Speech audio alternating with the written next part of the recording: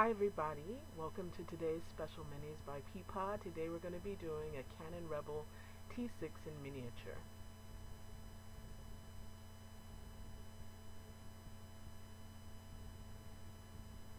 Here's a quick look at the box that I created for it. One of my favorite shows is HSN, the Home Shopping Network, and so a lot of my minis, I get inspired from there. This is the doll that I imagine is going to use it. She's a little bit small, but she'll work.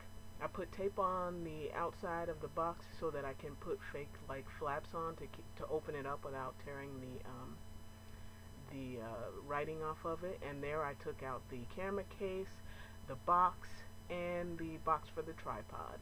And we'll open it up and see what's inside.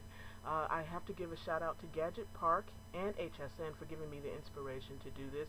GadgetPark had a fantastic unboxing video on the Canon Rebel, and his is what I used as my inspiration to create all of these pieces. So we saw the warranty card. This is the Canon T6 Rebel T6 user manual, and these are the inserts. And again, I'm basing this off of his video. And all of these inserts I found online. That's a little USB, and that's the battery and the battery charger. Super tiny. And even more tiny is the micro SD card. So now I'm opening up the camera case. I created a soft dust cover, and that's the mini camera with the lens cap and all of the different accessories. And that's the first lens. So this is supposed to be the premium kit. It comes with two lenses, a carrying case, and a tripod, and an SD card. And so that's the big lens. Here I'm unveiling the tripod, the spider tripod. And so this is me putting the different lenses on the camera to show you that they do fit on there and they do stay. And the camera does fit on the tripod. You kind of have to wiggle it a little bit because it's tiny. But other than that, it works great. And that's the carrying case. This was the bane of the whole project. I kind of just did all of this on the spur of the moment. And this is the second time I've done it. The first time the camera was more in the right scale, but it was too tiny for me, so I made it a little bit bigger this time. And yeah, that carry case took me forever, but it works. Yeah, I just had a problem with the fabric and everything, and the glue. I used Eileen's tacky glue on it. I didn't like it because the glue seeped through, and it was kind of gummy. So there's the box I made, and so this is it in a nutshell. Taking a quick look at all the pieces. You know, and we're not going to be doing every single piece today, but let's get into it. You need some packaging, some recycled packaging from like a box of cookies or something like that, and you need a little square that's going to be the size of your camera. So my suggestion is to find a picture online of the camera you want to make and keep that as a reference and use that as the sizes. This is just what I chose. You need a hole puncher, and you're going to punch a hole into 3 small pieces of 1/8 inch corrugated cardboard. I didn't use clay because I tried to use it in the beginning, but it was annoying to me, and I didn't use wood because that also annoys me. Paper seems to be my medium of choice. I love paper, and so I tried to do it. I just wanted to see if it would work, and I like the results. It came out okay enough for me. So I'm using a paintbrush to kind of keep the integrity of the hole that I'm using, that I punched into the cardboard. You need to keep that hole like nice and straight and not squished in or anything. So you're going to stack all your layers up like that, and then you're going to give it a little squish to compress it just a little bit because you don't want it to be too thick. And then you're going to cut a piece of packaging and wrap it around. The reason why we're putting the packaging over the cardboard is because when cardboard gets wet, it gets mushy.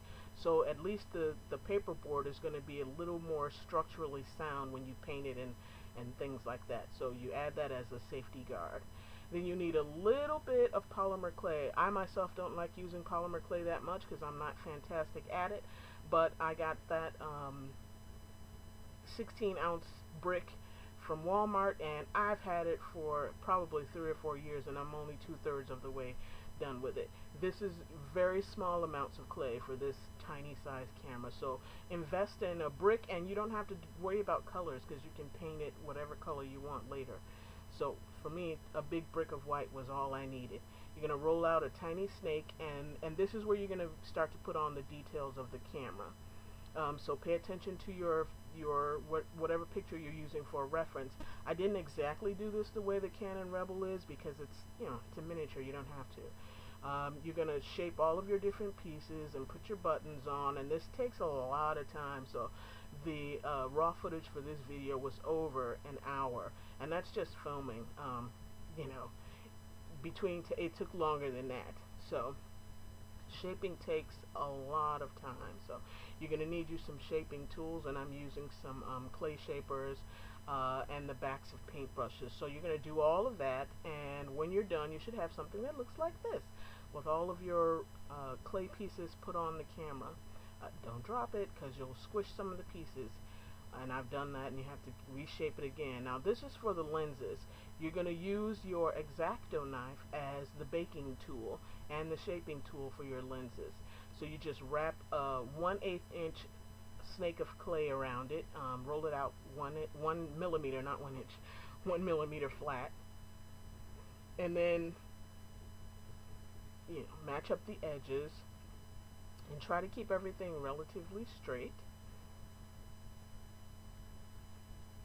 Right now I'm using one of my clay blades to just do some trimming of the clay, and when I put the marks in for the camera lens, the lines, I'm going to use a pottery tool. That's a pottery blade, or an oil paint scraper blade.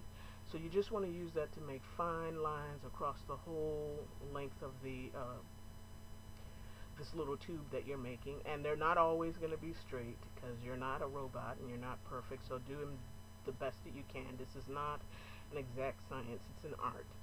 So be willing to have things less than perfect, and you're going to make 2 of these for 2 lens caps. Now to shape the other you know, details of the lens cap, like the parts that don't have those lines, ridges in them, I'm just using the back of a pair of tweezers to smooth things out and shape. So use what you have. You don't always have to go out and buy tools. I kind of have a caddy of stuff, and I just use whatever I think is going to work. So you're just going to start shaping it, and again, you're using your reference. The lenses that I looked at, and then I didn't follow them exactly to a T because I'm just going for the look. I'm not the kind of person who has to be technically accurate about everything, because I think sometimes that doesn't look right. Like sometimes you can have the technical shape and everything and all the measurements right, and it looks clunky in miniature because you're not dealing with miniature particles in the clay, and the paper is not 1/12 the width and all of this kind of stuff, so it kind of looks chunky and fat. So I go for emotional accuracy in miniatures, not technical accuracy. And so I do what feels and looks good to me, and I suggest you do the same. So here I'm just shaping, and then you do the same thing for the bottom part of the lens cap. Now this also will not be perfectly straight because you're not a robot, and you have to be happy with things not being perfectly straight. Again, I'm going for emotional accuracy, not technical accuracy, and that works for you. You do that too. So you need at least 2 X-Acto knives, one to shape and bake on, and one to trim and cut the clay. So right now I'm just cutting off the excess pieces. And it's funny that these are very thin pieces of clay, but they hold up structurally pretty okay. And Sculpey is a pretty soft clay. If you want to use Fimo, you'll probably be even better because it's a lot harder. But I picked Sculpey because I like the softness. It's really easy to work with. It's too soft. But for what I needed for these tiny little details and things, I'm okay with that. You know, Sugar Charm Shop does like a lot of detailed work with polymer clay, and I couldn't do it. I tried it. I don't like it. I like paper. So here's the two lenses that have baked, and you're just gonna cut through them to get them off of the X-Acto knife, and you'll gently work your other X-Acto knife under the edge until you are able to work it away from there. So I'm not saying clay or anything is bad. I'm just saying I'm not technically that good at it right now, so it's like an accent thing for me. I wouldn't necessarily see myself creating full pieces in clay yet. And I much rather like paper. I just like paper, and I don't like that you have to bake this. I mean, you know, turning the oven on and off and on and off and on and off is annoying to me. So I like paper, and I bake clay if I have to, but I don't really want to. Alright, with a little work, that came off. And part of this is going to cut off because I didn't realize my camera stopped filming, so this is me picking up where it left off, and some of the stuff didn't get captured. So what I'm doing here is making a little a tail on the end of that baked lens, and I'm going to squish it in the hole of the camera so I can get the exact fit so that it can be like a stopper. Do you know what I mean? So that part got erased, and so this is now the camera and stuff baked with the lens cap, and you see that little tail on it. You know, that's what I do. I push it in that little hole and get that shape, so that way I know it'll be the exact size plug. And then here we have the little battery and battery charger. Very tiny amounts of clay. So you can see the little almost see the little nubs on the back of those. There you go. And that makes them sit in there perfectly, and they won't fall out. So you shape those with the raw clay, and then you have to bake them to set it, of course. And then I poked a little hole in the bottom of the camera, and that's where the tripod is going to go in. Now, I didn't get a chance to show you how I made the top of the lens caps. Because again, my camera stopped recording. So what you're going to do is make a fat disc of clay, probably about 3 or 4 centimeters thick, a fat disc, and then you're going to put it on top of your lens and cut away the excess.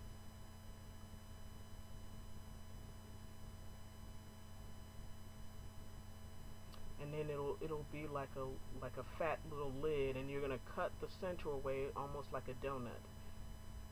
So you're gonna get a nice hole in the center, and you're gonna take away those the pieces that you cut out, and then you'll take your clay shaping tool and just twist it around in there, and that'll give you a nice like beveled edge. So that's what I did to get those basically.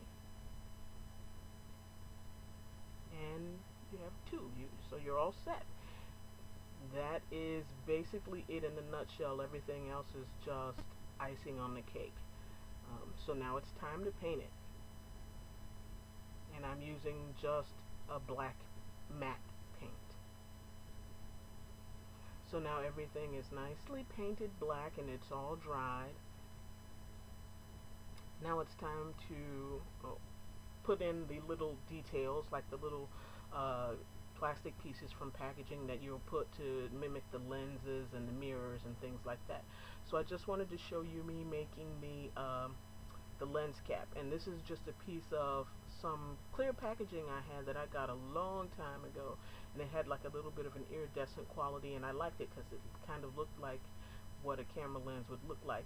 So here I was trying to stick it in, but it wasn't working. And to make it stick, what I did was I mixed some tacky glue in with the black paint, and that is going to make it dry black and not clear, and secure it when you put it in. So it wasn't working by hand, and I got my little handy little stick ninja thing, but it was too sticky. Like it's like one of those things where you twist and you get a little bead of like sticky stuff on the bottom. but I didn't know it was there was too much sticky stuff on the bottom, so it didn't work. So here you see me kind of like, you know, fumbling through trying to put this thing on, and you see all that sticky stuff, and it was getting frustrating, and I was like, I can't stand this miniature stuff. Just threw it down, and so see, there's too sticky, so I pulled it off and like took some of it off, and then it worked perfectly. So I was able to get that in and finish both of those lenses just like that.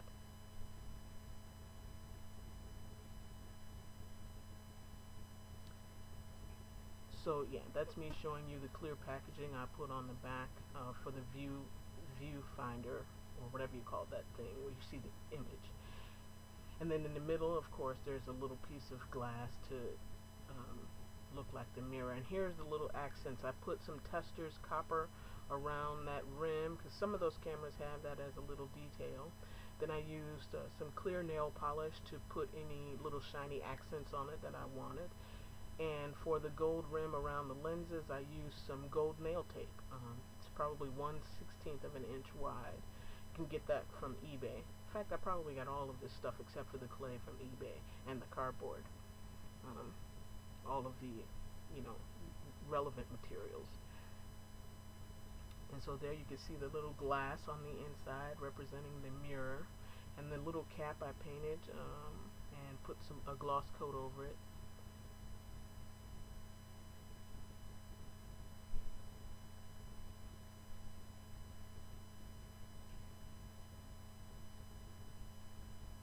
There's the little battery charger and battery pack. And that's the tripod. That was like the first iteration of the tripod. I improved on that design, but this just shows you how it works. And that's just a piece of wire that I bent into 3 legs and then twisted at the top. And there you go. As simple as that. Now this is just a close-up of the carrying case. That was a nightmare. I thought it was going to be super simple. You can kind of see like the glue still, it's not showing through, but it leaves like a funny, like weird color where the glue is. And I used black matte paint. It still needs to be finished on the inside, but I just got tired of it. So I'm just going to leave it like that for now, and I'll put a piece of Velcro under the flap to secure it. See, the fabric kind of frayed. It was like some 4-way stretch fabric that was kind of weird. And this is the tripod up close after this is my second version of it. And I just put seed beads on the wire to give it that spider tripod look. And now here is just a quick overview of the whole kit and caboodle. I hope you enjoyed it. It was a lot of fun for me to make. And if you make it yourself, you know, show me. Put a link to your video. The thing about tutorials is you don't always have to know exactly what someone does every single step of the way, and you don't have to recreate the exact same thing they did. Just follow it as a basic guideline, and then do what comes natural and fun to you. That's what I do. I never try to recreate somebody's stuff all the way. This is just fun for me. Anyway, see you next time. Bye.